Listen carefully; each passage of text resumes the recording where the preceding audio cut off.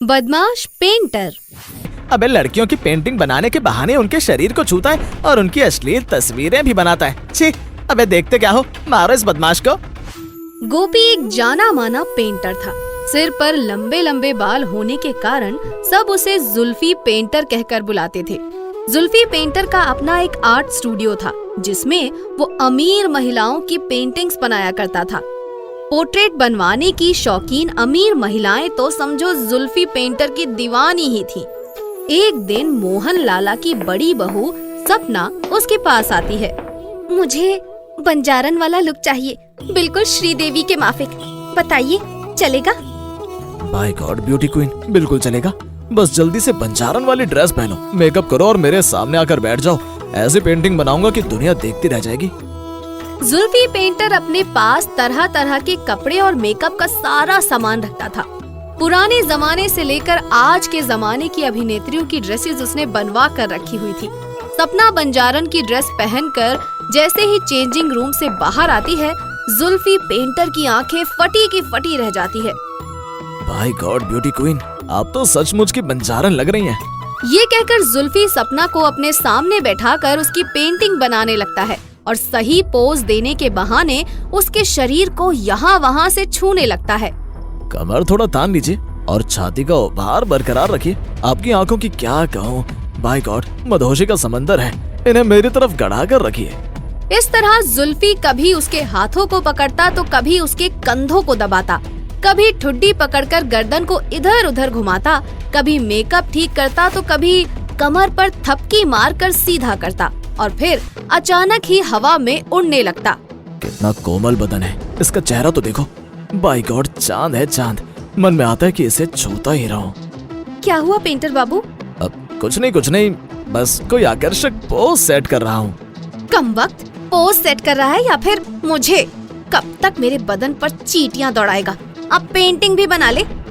सपना के ये कहते ही जुल्फी सावधान हो जाता है और उसकी पेंटिंग बनाने में जुट जाता है, मगर उसके जाने के बाद खुशी से उछलते हुए कहता है, ओह गॉड, तेरा लाख लाख थैंक्स जो तूने मुझे पेंटर बनाया। मैं तो कहूँ कि मुझे हर जन्म में पेंटर ही बनाना, ताकि मुझे ऐसे खूबसूरत आइटम छूने का मौका मिलता रहे और मुझ पर पैसा भी बरसता रहे। जुल्फी पेंटर अपनी हरकतों से ही बुरा नहीं था, बल्कि सोच से भी बहुत ही नीच था। वो अपने पास पेंटिंग बनवाने वाली महिलाओं के खूबसूरत चेहरों का इस्तेमाल कर अश्लील पेंटिंग्स बनाकर भी बेचता था।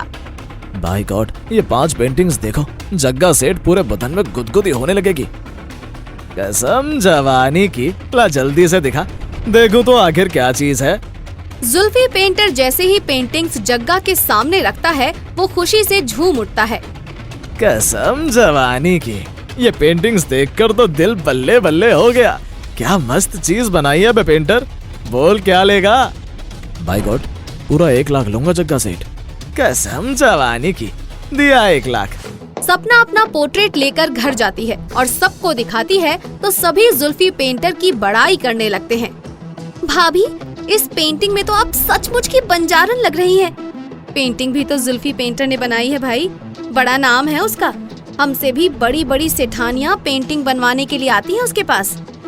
राम भली करे, पूरे शहर में उससे बड़ा पेंटर बाबू तो कोई है ही नहीं बहू। कुछ दिन बाद सपना की ननद त्रिशा का जन्मदिन था। त्रिशा के जन्मदिन पर शानदार पार्टी का इंतजाम किया गया था, इसीलिए सपना सोचती है, अगर हम त्रिशा के जन्मदिन पार्टी में जुल्फी पेंटर को बुला ले तो पार्टी में रौनक आ जाएगी। क्यों ना इस बारे में बाबूजी की राय लूं? यही सोचकर सपना मोहन लाल से कहती है, बाबूजी, क्यों ना हम त्रिशा के जन्मदिन पर जुल्फी पेंटर को बुला ले? बच्चों के पोर्ट्रेट बनाएगा तो बच्चे खुश हो जाएंगे। राम भली करे, बहुत सोचते क्या हो, बुला लो, इससे तो पार्टी की रौनक बढ़ जाएगी। त्रिशा के जन्मदिन पार्टी में जुल्फी पेंटर के आने से सब मेहमान खुश हो जाते हैं। बच्चे काफी देर तक उसको घेर कर खड़े रहते हैं। महिलाएं भी उससे पोर्ट्रेट बनवाती हैं। फिर अचानक ही उसकी नजर त्रिशा पर पड़ जाती है। त्रिशा की खूबसूरती को देखकर तो पेंटर दंग ही रह जाता है। बाय गॉड, इतना खूबसूरत चेहरा, इसके सामने तो अप्सरा भी कुछ नहीं। पेंटर ये सोच ही रहा था कि तभी त्रिशा उसकी तरफ आ जाती है। सुनिए, क्या आप मेरा भी पोर्ट्रेट बना देंगे पेंटर बाबू? बाय गॉड, तुम्हारे जैसी हूर का पोर्ट्रेट बनाने का कैसे मना कर सकता हूँ। पर उसके लिए आपको मेरे स्टूडियो आना होगा ब्यूटी क्वीन। अगला दिन हो गया, वो आती ही होगी। अरे आप तो अपनी भाभी जी के साथ आने वाली थी। किसी वजह से भाभी नहीं आ पाई। ये सुनकर पेंटर मन ही मन मुस्कुराने लगता है। अच्छा ही हुआ भाभी साथ नहीं आई, वरना कबाब में हड्डी बनती। पेंटर को सोच में पड़े देख त्रिशा कहती है, अब क्या सोचने लगे पेंटर बाबू? भाई गॉड, कुछ खास नहीं सोच रहा। बस ये बताइए कि आप किसी स्पेशल ड्रेस में पेंटिंग बनवाएंगी या फिर सादा ड्रेस में? मेरा मन तो गांव की अल्हड़ छोरी की तरह ड्रेस पहनने का है। तो फिर जल्दी से सामने चेंजिंग रूम में जाइए और फटाफट गांव की छोरी बनकर आइए। त्रिशा चेंजिंग रूम में जाकर कपड़े बदल आती है और पेंटर के सामने आकर बैठ जाती है। भाई गॉड, कमाल की छोरी लग रही हो, गश खाने को मन करता है। ये सुनकर त्रिशा थोड़ा मुस्कुरा देती है और पेंटर खुशी से फूला नहीं समाता। वो त्रिशा को सही पोज में बैठाने लगता है और फिर अपनी आदत से मजबूर उसके साथ भी छेड़छाड़ शुरू कर देता है। कमर को थोड़ा तान कर रखिए और सीना मेरी तरफ निकाल कर। कानों में बालियां डालना तो आप भूल ही गई। लो मैं पहना देता हूँ। बाय गॉड, खूब जचेंगी आप पर। ये कहकर वो त्रिशा को बालियां पहनाने लगता है और इसी बहाने कभी उसके कंधों को दबाता, कभी गालों पर हाथ मारता तो कभी उसकी गर्दन को सहलाने लगता।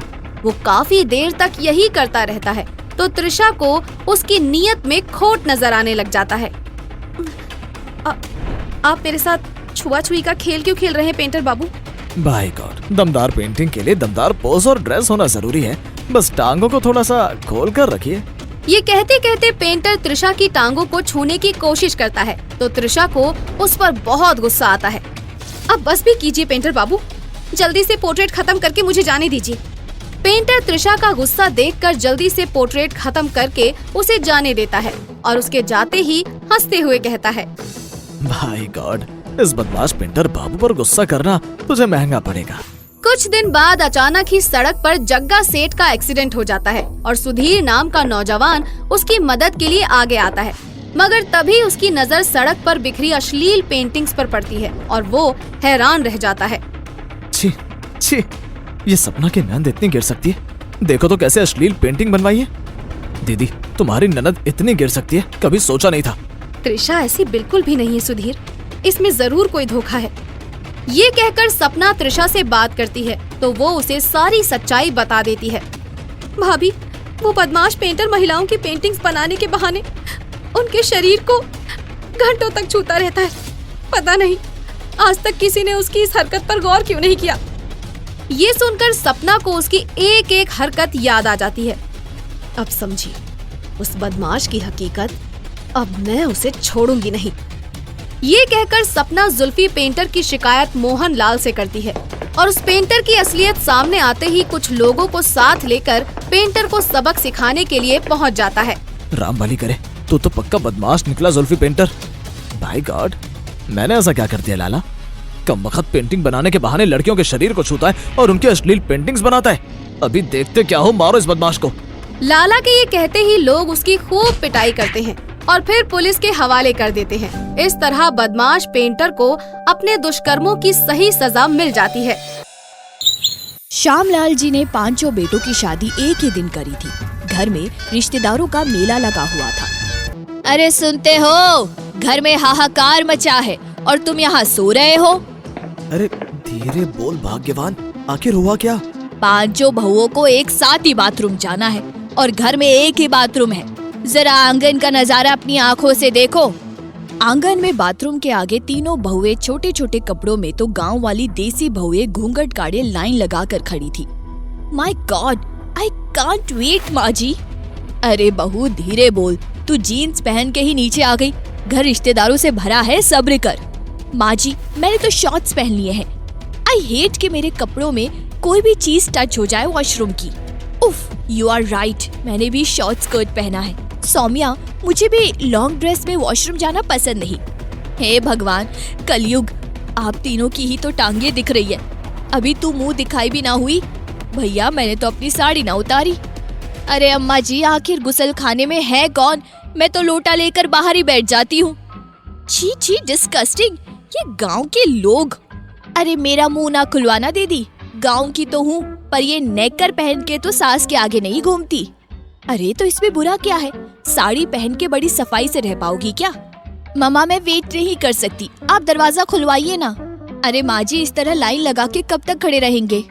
अरे हाँ हाँ बस अभी खुलवाती हूँ। कौन है भाई, जरा जल्दी बाहर आओ, नई बहुओं को जाना है। अंदर से ताऊजी की आवाज आती है। अरे सुधा, ये मैं हूँ तेरा जेठ। कल खाना ज्यादा खा लिया तो थोड़ी बदहजमी हो गई। जरा बहुओं से कह दे पर्दा कर ले, मैं आ रहा हूँ। व्हाट? पर्दा? मेरे पेट में दर्द हो रहा है। अचानक सावित्री की गैस पास हो जाती है। सभी बदबू से नाक बंद कर लेते हैं। ओह माय गॉड, इस तरफ हार्ट कौन करता है? बदबू से नाक सड़ गई। अरे नखरे तो देखो, पेट से हवा निकलेगी तो बदबू ही आएगी। तेरे पेट से गुलाब का इत्र निकलता है क्या?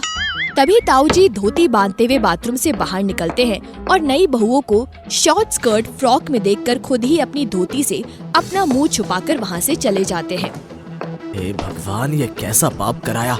अरे ये श्यामलाल ऐसी बहुएं घर में ले आया, अब तो खैर इसी में है कि अपना ही मुंह छुपा लो। शीना बाथरूम में घुसती है।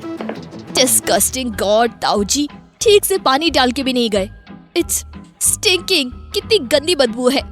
दीदी जल्दी आ जाओ, हम रोक ना पाएंगे ज्यादा देर। ओके जाओ जाओ, मेरा हो गया। सावित्री भी बाहर आ जाती है और सौम्या अंदर जाती है। कुछ ही देर में उसके चिल्लाने की आवाज आती है। अरे मम्मी जी जल्दी अंदर आइए, मुझे बचाइए। इंडियन स्टाइल सीट पर बैलेंस नहीं बन पाया, मैं गिर गई हूँ। हे भगवान, ये किन कर्मों का फल है। 6 बजने वाले हैं, अभी सारे रिश्तेदार जाग जाएंगे। अंदर जाके वो सौम्या की उठने में मदद करती है और नीला उसका हाथ पकड़कर किसी तरह इंडियन सीट पर बैठती है। सॉरी सासू जी, हम तीनों सौम्या, मैं और नीला शहर में रहते हैं, इसलिए इंडियन सीट पर बैलेंस नहीं हो पाता। कोई बात नहीं बहू, पहला दिन है, बस अब तुम 5 नहा धोकर तैयार हो जाना, मुंह दिखाई की रस्म होगी। किसी तरह वॉशरूम से निपट अब नहाने की बारी आती है। बहुओं एक ही वॉशरूम है, तुम तीनों एक साथ ही नहा लो, वरना सब रिश्तेदार जाग जाएंगे तो बाथरूम खाली नहीं मिलेगा। ओके सासू माँ, मैं अभी अपना शैम्पू लेके आती हूँ, मुझे स्क्रब करना है। मैं तो बॉडी पॉलिशर लाई हूँ। अरे हम तो भैया मुल्तानी मिट्टी में हल्दी मिला के नहाते हैं। मैं इतना सब नहीं करती, पानी में 2 बूंद गोमूत्र बस हो गया काम। इतना सामान लेकर जाने से अच्छा है सामान एक प्लेट में निकाल लो और मिलकर नहाना। बाल्टी में पानी रखा है। सब बहुएं अपना अपना सामान लेके बाथरूम में घुस जाती है। मैथिली बाल्टी में गोमूत्र मिलाने चलती है। तभी सावित्री कहती है, दीदी जरा मेरे पीठ पर ये मुल्तानी मिट्टी और हल्दी तो लगा देना। प्लेट में रखी इतनी सारी चीजों में कंफ्यूज मैथिली भूल से बॉडी स्क्रब लगा देती है और नीला भी सावित्री की हल्दी वाली मुल्तानी मिट्टी लगा लेती है। शीना दी, क्या आप लोग मेरी बॉडी पॉलिशर लगाने में मदद करेंगी? क्यों नहीं, बस जरा मेरी शैम्पू की बोतल दे दे, अमेरिका से मंगवाया है, इसकी खुशबू बहुत प्यारी है। गलती से सौम्या उसे गोमूत्र वाली बोतल दे देती है। शीना शैम्पू सर पर डालती है तो गोमूत्र की बदबू से घबरा जाती है। उसके हाथ से बोतल छूट के बाल्टी में गिर जाती है। ओह, ये कैसी बदबू है, मेरे पूरे शरीर में बदबू आ रही है। छी छी, ये मैं सहन नहीं कर सकती। अरे हाय धैया मैथिली दीदी, मेरे पीठ पर आपने क्या लगा दिया है? लगता है पूरी पीठ छिल गई है। ओह गॉड, ये क्या है? येलो येलो मेरी पूरी बॉडी पर लग गया। ये क्या है? It's looking like potty. Neela और सौम्या उल्टी करने लगती है। लगता है सब सामान एक दूसरे के सामान से बदल गया। चलो अब पानी से ही नहा लेते हैं। गोमूत्र गिर जाने के कारण पानी बिल्कुल गोबर जैसा महक रहा था। अरे ये गोमूत्र से इतनी झाग निकल रही है, ये तो सर से जा ही नहीं रही। मुझे तो ना आ रही बदबू, खुशबू आवे है उल्टा। गोमूत्र की बदबू के कारण शीना, सौम्या और नीला बिना ठीक से नहाए टॉवल लपेट के बाहर आ जाती है। मैथिली भी शीना के शैम्पू की झाग और सावित्री स्क्रब की रगड़ से घबराए हुए पेटीकोट गले में बांध बाहर आ जाती है। हाय दैया सुधा, तेरी बहुएं तो देख बिना कपड़ों के बाहर आ गई। किसी के सर पे शैम्पू है तो किसी के मुंह पे हल्दी। Mummy ji please help me, मेरे सर से गोबर का बदबू आ रहा है। मेरा अमेरिका का शैम्पू था। मेरा बॉडी स्क्रब कितना गंदा पॉटी जैसा बन गया, निकल भी नहीं रहा सासू माँ। अरे अम्मा जी, हमरे सर पैर तो ये झाग का पहाड़ बन गया है, जितना धोए उतना बढ़ता जाए है। ऊपर से गोबर की बदबू। मम्मी हमारी मदद करिए। अरे लक्ष्मी, जरा अपनी भाभीयों की मदद कर। बुआ जी आप सबको वही रोक लो, इज्जत का सवाल है। अरे कसम से बुढ़ापे में यही देखना रह गया था बहू। अरे भैया आंखें बंद करो, आगे ना जाना, क्या क्या देखना बाकी है। लक्ष्मी कुएं से पानी निकाल उनको आंगन में नहाने में मदद करती है।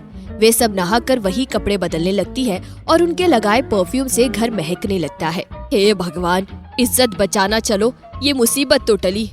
अरे सुधा 5 दिशाओं से 5 बहुएं लाई है, अभी न टली है तेरी मुसीबत। ये देख, आधा घर खुशबू से महक रहा है और आधा गोबर की बदबू से बास मारने लगा है। अरे जीजी, मेरा दिमाग काम नहीं कर रहा, मुंह दिखाई हो जाए। तभी शीला, नीला और सौम्या हाई हील और शॉर्ट स्कर्ट में और सावित्री और मैथिली भी साड़ी में आ जाती है। मम्मी जी, हम सब तैयार हो गए, आप टेंशन मत लीजिए, सबको बुला लीजिए। दैया रे दैया, सब लोग तुम लोगों का चेहरा देखने आ रहे हैं और तुम लोग इस तरह नंगी पुंगी बैठी हो। अरे जो चेहरा पहले से ही खुला है, भला उसे कोई क्या देखेगा। सही कहा दीदी आपने, अब तो रिश्तेदारों के सामने मजाक ही उड़ेगा। मैंने ये सब सोचा ही नहीं। अरे बहुओं, ये तुम्हारा घर है, 5 बहुओं के होते हुए भी घर की इज्जत गई काम से। ऐसा कभी नहीं होगा माँ जी, हमारे रहते हुए तो कभी नहीं होगा। क्यों शीना दीदी, सौम्या दीदी और नीला दीदी, क्या हम लोग अपने घर की नाक कटने देंगे? 5 बहू एक साथ बोली, कभी नहीं कभी नहीं।